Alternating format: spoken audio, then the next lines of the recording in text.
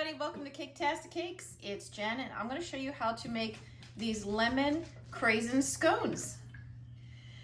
Alright, I'm supposed to be making cranberry orange scones, but I don't have any oranges and I don't have any orange juice. So we're going to make lemon scones. And instead of using straight up cranberries, I've got strawberry craisins. So I'm going to chop up this about half a cup that I've got here, and then we're gonna get going. That's it.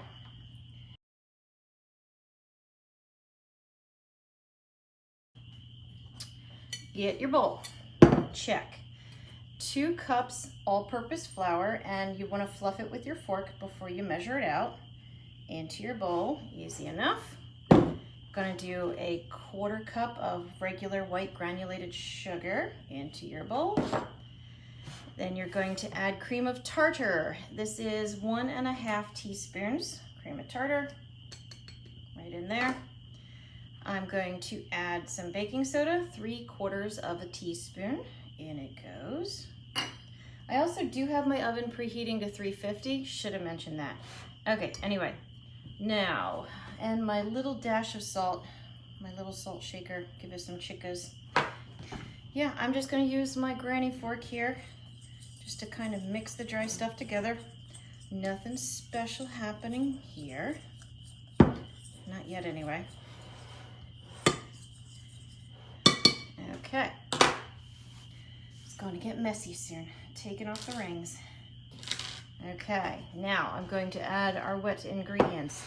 If I had a lemon or any citrus fruit in this house that wasn't either a grape or apple or banana, I would add 2 teaspoons, of zest from the peel. Don't have it, so you live and learn, right? In the meantime, I'm going to add a 1/4 cup of lemon juice. Again, this would be orange, but I don't have any orange juice, so we're doing lemon. So 1/4 cup lemon juice, and I'm going to mix it in a little bit. Just a little bit, and now I'm going to add my milk. I have 1/3 cup of cold milk. This is cold milk going in. And you might be worried about it reacting with the lemon juice or orange juice. If you're going that route, don't. It will be okay. It will be. I'm going to add a little vanilla to it. Since I don't have any of the zest to add, I'm going to try to brighten up the lemon flavor a little bit. If I had some lemon extract, you could add a drop or 2 of that. So I'm only going to do a little, like 1/4 teaspoon. So not much. I don't even know, honestly, if it'll make a difference.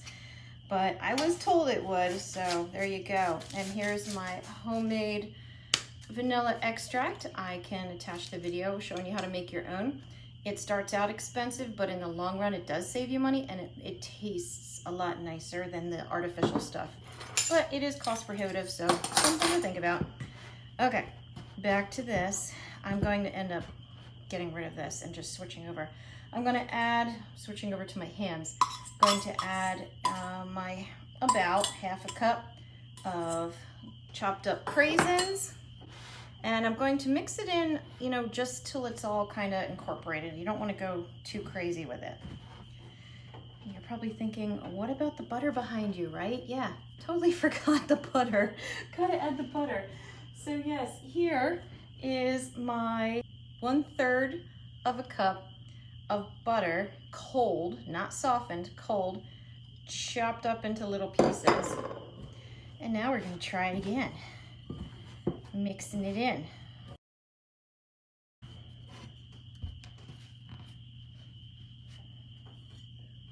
I'll bet it'll still taste good. It looks good. It smells good. How could it be bad, right? I'm gonna have big butter chunks in it, and it's gonna be awesome.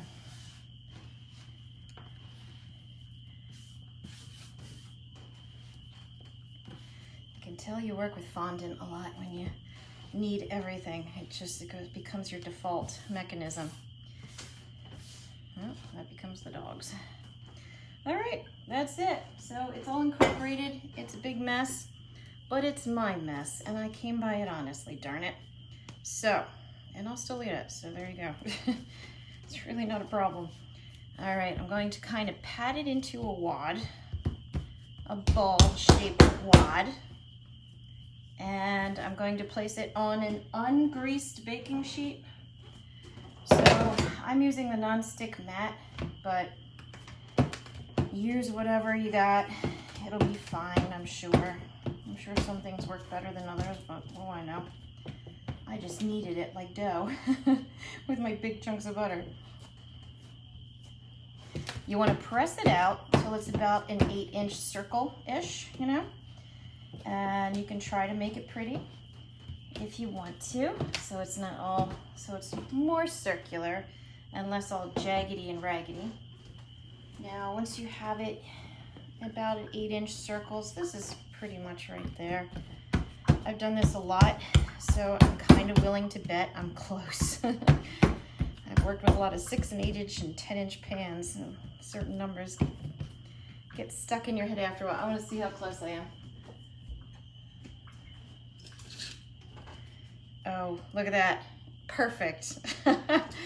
That's how you know you've done it too many times.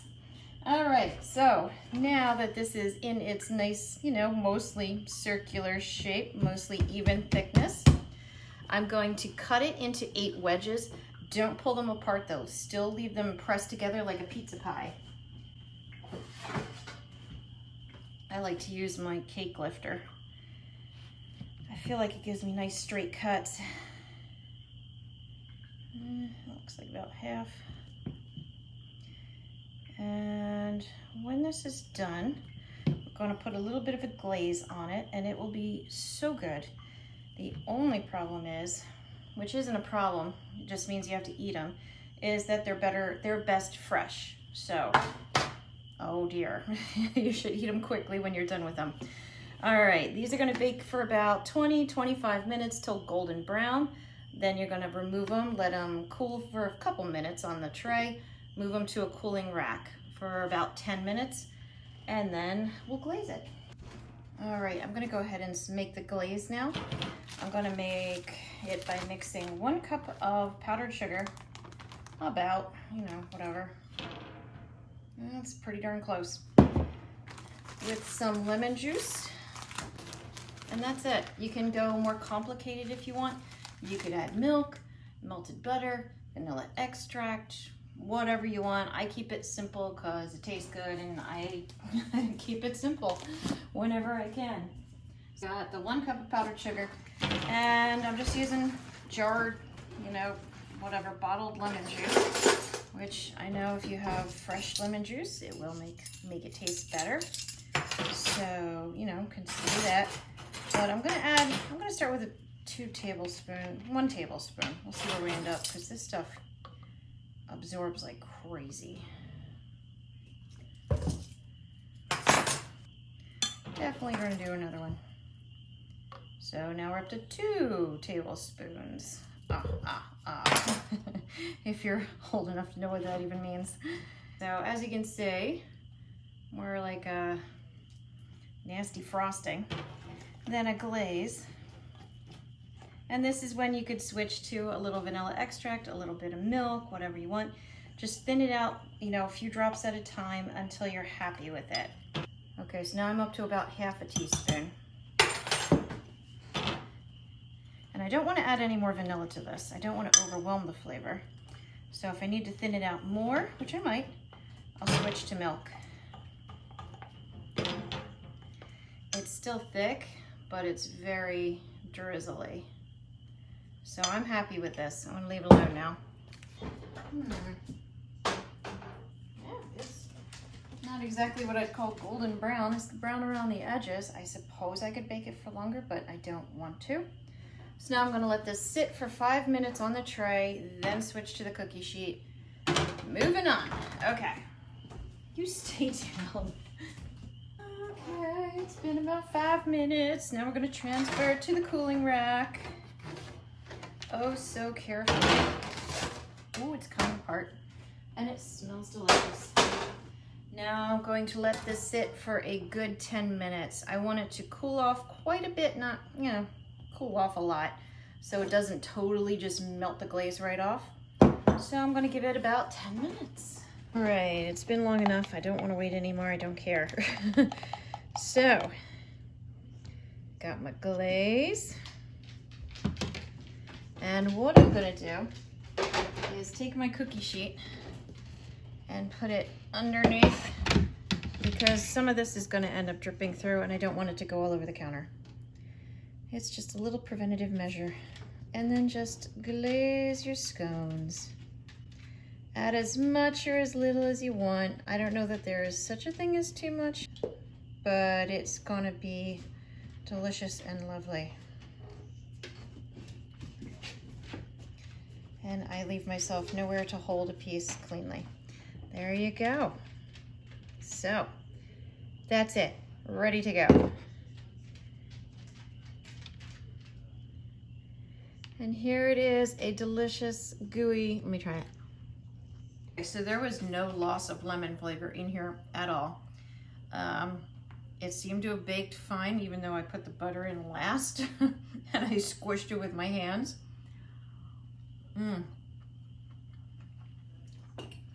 It's tangy and sweet and really good. So, thanks for watching.